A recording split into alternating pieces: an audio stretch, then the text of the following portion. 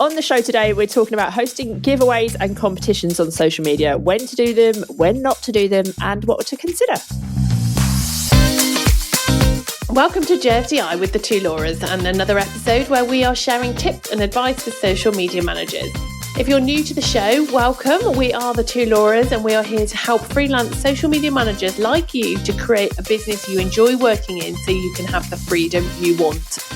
No doubt, at some stage in your social media management career, you'll be asked by a client to host a giveaway or competition. So that's what we're diving into in today's episode. And stick around, as we'll also be telling you about a free resource to make sure any competitions you host on social media are legal. Okay, Laura, do you like competitions on social media? Just as a starting point? No. Do you know what I don't like about them?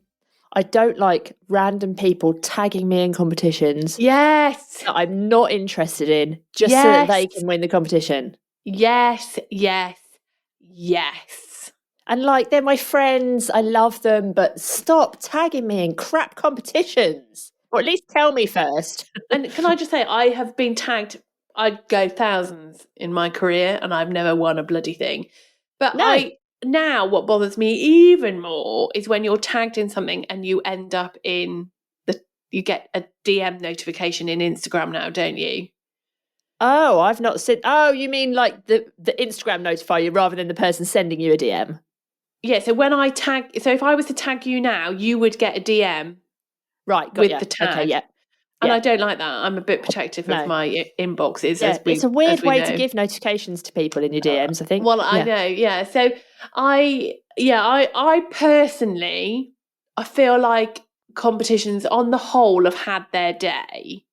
Mm-hmm. But is that just because we're social media marketers and we've been in the world too long and we're just bored of it, and actually our consumers still up for a competition? And I suspect they probably are. I suspect they must be, because otherwise people wouldn't keep tagging me in competitions. You know, my friends who are tagging me they don't work in marketing, so they're obviously still interested in the competitions, or we wouldn't keep getting tagged because they are entering. This is true, and I wonder whether it's the same though from a B2B perspective, which is just we don't know the answer to that. Just an interesting. But is a competition from the brand's perspective actually going to get you buyers? Well, that's exactly what I wanted to come on to. So we're going to tackle the good and the bad of what we see in competitions. So should we start with the positives or should we start with the negatives? Let's start with the negatives and end with a positive. Oh, okay. Okay, so the biggest issue I see with competitions is essentially freebie seekers. In a nutshell, you're inviting people to come and try and get something for free, and they probably had no intention of buying it. So then when they don't win it, they're still not going to buy it. They've probably got even less intention. Yeah. It's probably because they're like, well, I didn't win it, sod you. Yeah, that kind of slightly childish mentality kicks in, and people I didn't want it anyway, don't want it anyway, like you can bugger off. Didn't want it. I'm going to go and buy the competitor's version instead. Yeah. Or maybe that's just how we think. Or maybe that's just us.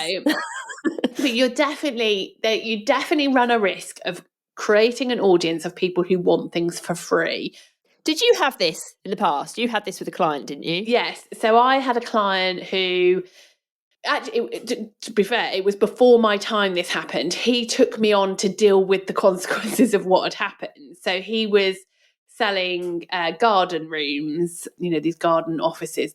And he did a garden room giveaway. It was like a 20 grand garden room. And it went absolutely bonkers. God, can you imagine how many times we would have been tagged in that? I know, yeah. It just went absolutely bonkers. It was really interesting. When I went and when he took me on to try to deal with the fallout, looking at the people who followed the page, there were so many of them, my friends. And I was like, yeah, all these people thinking they're going to get this bloody garden room. It's like, anyway, he ended up with over 100,000. I think it was 110,000 followers. Wow. From nothing. Like, I think he probably had a couple of hundred when he started it. And it went viral. It was constantly being shared. And he then rang me going, oh, yeah, guess what? I've grown a following of 100,000. You're going to help me. And I was like, okay, well, how have you done that then? Like, talk me through where we're at. like what's worked for you? And he was like, basically one competition has worked for me. And I was like, so has it worked for you? As in, it's worked because you're now inundated with inquiries and you can't keep up? Or are you saying it's worked because you've suddenly got yourself 100,000 followers? And he was like, well, I've got the 100,000 followers. I just now need your help to get them to buy from me. And I was like, I think this is going to be an absolute frigging disaster, because he'd essentially just got an audience who didn't have 20 grand. They'd have loved a garden room. Who wouldn't have wanted a 20 grand garden room for free? But no one had the intention of buying it. And we just ended up when the count, don't get me wrong, we got inquiries, it was fine. But his expectation was, he was like, I need to bring on staff, I need to bring on like a big sales team. And I was like, steady, Eddie. Like, let's just see what happens first, because if you've got 100,000 followers and none of them are going to put their hand in their pocket, you don't need a sales team, mate. You just need a new, probably, social media account. So yeah, it was not good. It did not catapult him into, the rich list. He just had more of a problem, I think, going forward. And I didn't work with him for very long. His expectations were wild. Don't actually think the company's going anymore. Funny that. Yeah, which says a lot. But that's what happens if you don't work with Laura Davis.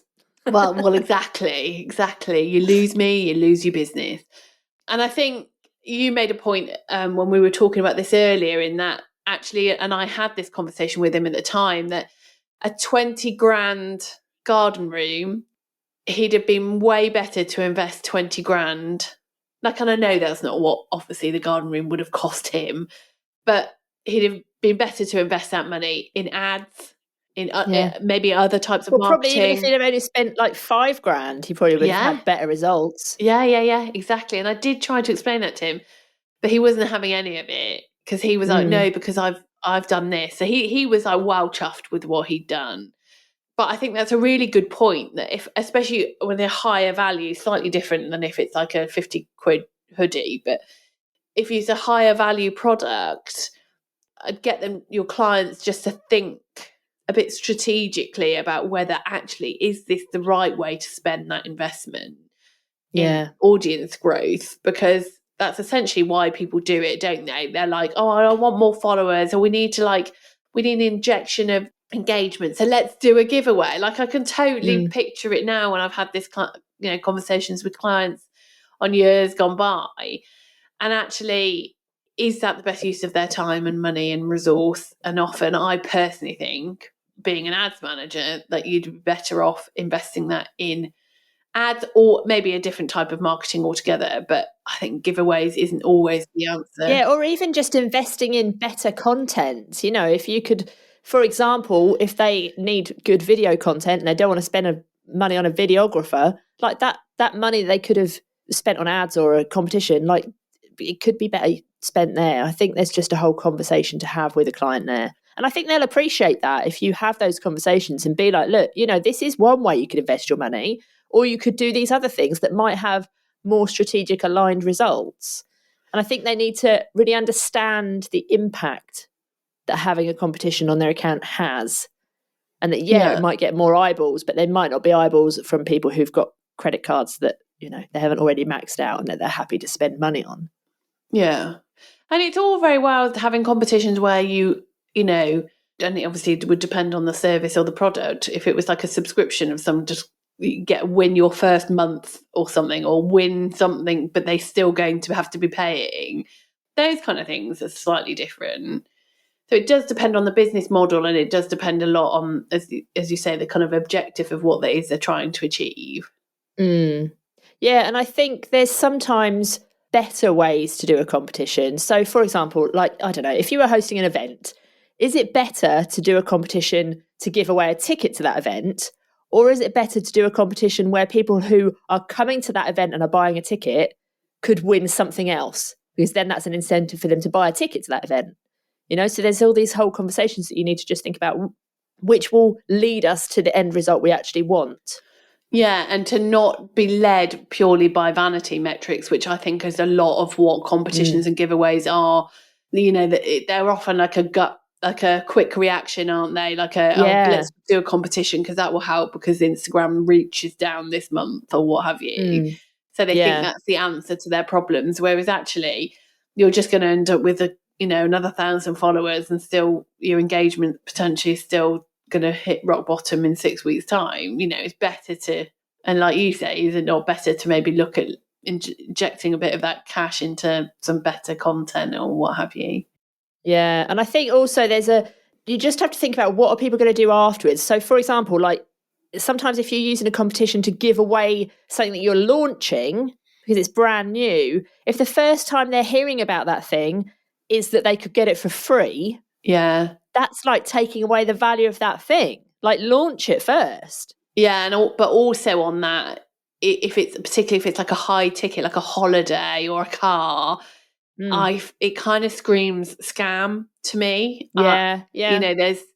And is that giving people the right first impression of your business? That you're feeling a bit cheap about it, a bit scammy? Yeah. And that's not, again, none of this is to say that you can't do it. These are just considerations in terms of just think, before just jumping into something as to what the knock-on effects will be. Yeah, I agree. And I just think is another thing that really is a bad in terms of they don't work is when you're asking too much of people. So, if you're at a competition where you've got to, we've all just discussed, like it, comment it, share it with why you love a comment with why you love the brand. Comment tag below 25 people. Yeah. Comment below and tell everybody your bra size, like all random stuff, or fill out this form, do this, do that. Competitions work, and just generally social media works when it's quick. Like people don't have time to think, or people don't want to, share why they like that brand when it's the new. It's a product that people might not want to share. The Botox clinic down the road. Some people might not want to share that they're interested in getting Botox. So it's just, you've got to make it easy for people to enter these. Like on the Botox one, tag a friend who needs Botox. Like, what's that? What's going to happen there? You're just going to fall out with your friends. Exactly. So you have to, don't just say, this person down the road's done a giveaway like this. Let's just replicate that because they did really well off it. But actually you have to make it specific, dependent on what you're giving away, who your audience is, like if it's a product that was aimed at, say, like my dad probably wouldn't know how to share something on Instagram. I don't even think he's on Instagram, but you know what I mean? Like, make it, and that's, I don't want to teach people to suck eggs, but it's just a reminder that like that copy paste approach to competition isn't necessarily always going to work for every product, every audience. So just bear that in mind, but definitely don't be asking too much of people. Make it quick, and make it like people just can't be asked anymore. People are lazy. Like I'd hate to have to comment on something like my favorite color is pink. And also I just think there's something to be said for, is it actually yes, you might get loads more followers, but is it actually helping your brand awareness? All the competitions I've ever been tagged in, I could not tell you a single one of those businesses. No, that's such a good point. It doesn't build brand awareness. It just might get you engagement and it might get you followers. Doesn't mean people are going to know about your brand. And let's face it, someone gives away something, you go and you follow them, you like the post, you do what you're told, you like the post, you add your bra size, you follow the account. You didn't know that brand before, you've have no kind of connection with them, but you've done it anyway because it's a nice competition and you want to win whatever it is. Then you see their content coming out over the next couple of weeks. You don't engage with it because you're not aligned with it. It's not relevant to you. It's not speaking to you. You've just entered the competition because you like that particular thing they were giving away in the competition. So you don't engage with any more of your content. And then that's it. It's gone. Like we know how quickly it is that people fall out of our feed. Also, that relies on the algorithm showing that content to you in the first place. And if you've never shown the algorithm that you're interested in that kind of stuff in the first place, just because you follow them doesn't mean you're going to get shown it. Well, no, that's very true. Yeah. So I think we just have to be a bit careful that it's a quick win, but I'd question whether even a win is the right word. It's a quick injection of engagement, followers, whatever it is you're asking, but actually, what are the long-term benefits to this? And there may be ways around that. There may be ways to you can strategically tick these things off, these negatives off, and say, okay, well, that's a good point, Laura's, but I'm therefore going to deal with it this way. And that may well be the case. So these are just things to be aware about. So why don't we flip it then and go for those positives, good things about competitions, and talk about that kind of side now? Because there are good reasons to do competitions. We just can't think of them. No, I'm joking. There are good reasons. Well, I feel like half of the good things that we can talk about, we've already slated. But I think done well, and I think when people do it well and they're not greedy and they're not just focused on vanity metrics, they've gone a little bit deeper on this. I think you can achieve brand awareness. But you've got to do it very strategically, because you only want to get people entering these competitions who are your true target audience. So if you've got a competition aimed at mums, it's too broad. But if you've got a competition aimed at mums who have a lot of money and only be a bit more specific than that, like mums with a baby under 6 months who cries all night. Yeah, where's Bowden? All the whatever these things are, if you can really attract that particular audience, because the rest of your content and everything about your brand aligns with those people, then you stand a chance of the brand awareness working. But what you have to think about is, right, the 1st of April, we're putting out our brand new competition. That is just the start of your planning. What content are you then strategically planning for the rest of that time, that not just when the competition's running, those few days, but also what content are you going to make sure is going out in and around that time? So anyone that has shown and expressed an interest in that brand via that competition are going to continue to be able to see that content. And I think there's something said in terms of like when you're getting people to enter, like telling them why. So, follow to enter the competition, and you'll also get daily content about XYZ thing. So it makes them want to actually follow. It makes them understand why they should. And then you're going to get the right people engaging on that post, the right people following. And if you were to run, for example, retargeting ads, you're going to be showing those retargeting ads to the right people because you've already got the right people to follow you. Yeah, and I definitely think, especially now with like reels, if you ran a competition with a reel, you can then specifically retarget the people who have watched that video. And so you can be quite strategic about it. So I think that's the point, really. So it's good. You can get good brand awareness, but you have to be strategic about it. This isn't just a case of going, sod it, let's just do a competition next week. What should we give away? Yeah. And that's the only decision making that happens. It should be, okay, let's do a competition. What are we going to do after that? How are we going to make full use of this? Can we do retargeting ads?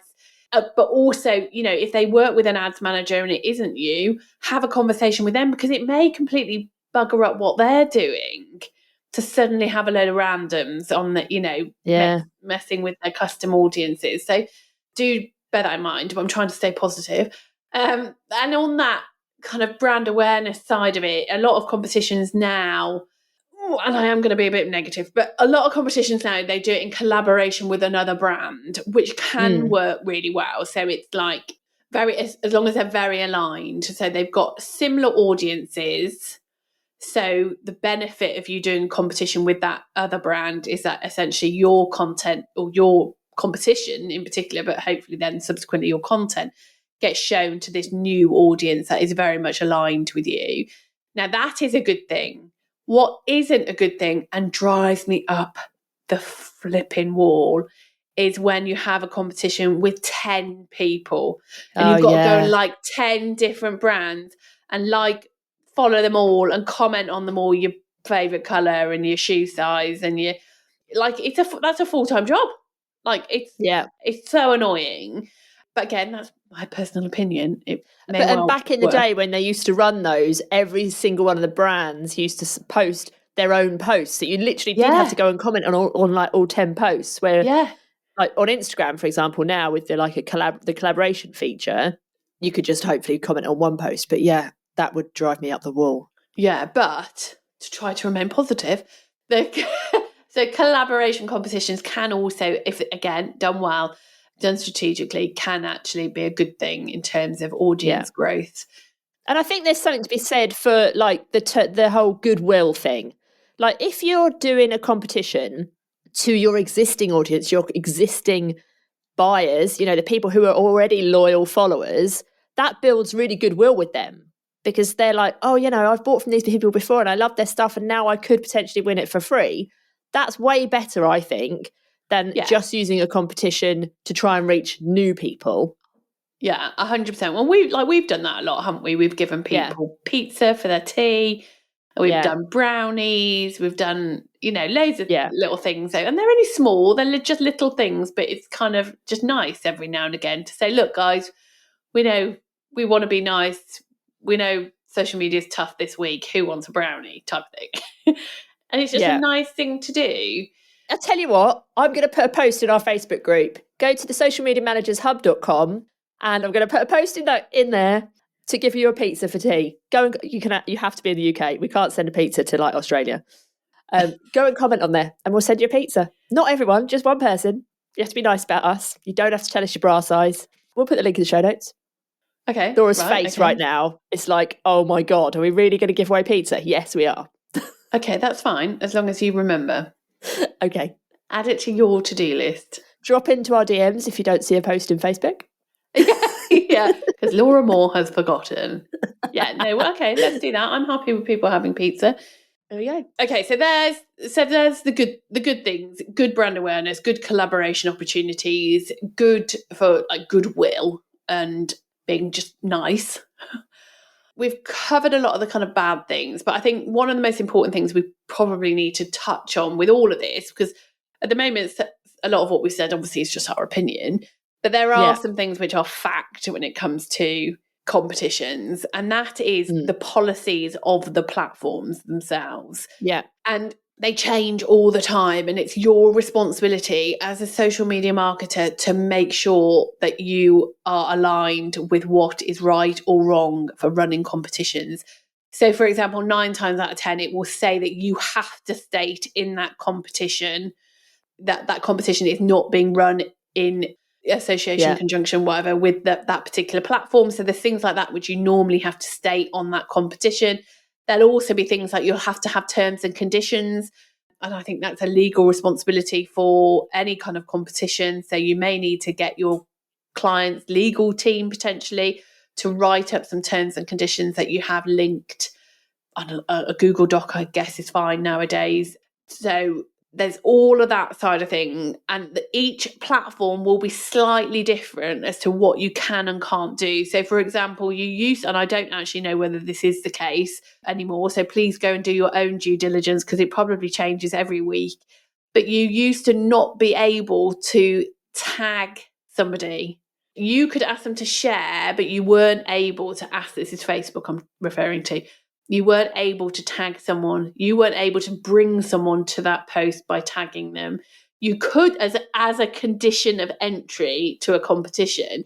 So lots of people used to get around that by saying things like, to enter, you have to like this, share this, and if you want to tag a friend who would also be interested in winning, then you can, but that is not a condition of entry type of thing. So there was, and that, you know, I'm going back several years now, and so please don't quote me as that I'm saying that is current policy. It possibly isn't, but I have not looked for a long time because we don't do competitions. So my point is, you need to be making sure that you're up to speed on the policies of all platforms when it comes to what is allowed or not allowed. And I know it will happen because it's happened to me where your client says, yeah, but blah, blah, they didn't do that. They're asking everybody to tag or whatever it may be. That's on their head. So as a professional social media marketer, you have to align to those policies and have to follow those policies. Because at the end of the day, if that client's account gets shut down as a result, which could happen, and you've not done your due diligence and you've not followed policies, then that's on your head, and you know there could be consequences to that. I in the past have had clients say, well, no, but I want you to ask for a tag. And so I've had to get them to put it in writing that is their choice and they take full responsibility for that. It's nothing to do with me. And I think in actual fact, I ended up getting my clients to actually post it because I didn't want any association. I didn't want it like posted from Laura Davis because it's just not worth it. So read the policies. They're available on all platforms. And read them again and again and again. Don't just assume what was right 6 months ago is still the same now, because they do tweak and change quite a lot. Yeah, and don't just ask another social media manager what the rules are, or go and ask in a Facebook group, or, you know, actually go and look. Yeah. So that you know the information you're getting is right. Because like you say, policies change all the time, but there's also like legal things you need to be aware of depending on where you are in the world. And on that note, we're going to pop a link in the show notes, but if you go to thetwolauras.com/TBL, Amber from the Boutique Lawyer has given us a free guide that you can go and download, which tells you the legalities of running a competition on Instagram. A lot of it is transferable to other platforms. So go and grab that. The link again is thetwolauras.com/TBL, and we'll put that in the show notes. Okay, that's it. I hope that was useful. We will see you over in the Social Media Managers Hub Facebook group where Laura Moore is giving everybody, not everybody. Whoa. Laura is giving one person some pizza. Terms and conditions apply. Yeah, which we will link to in a document. Come and find us in the hub, and yeah, we'll be doing that. Yeah, that's it. We will be back next week. Enjoy your pizza, the lucky winner. See you then. Bye. Au revoir.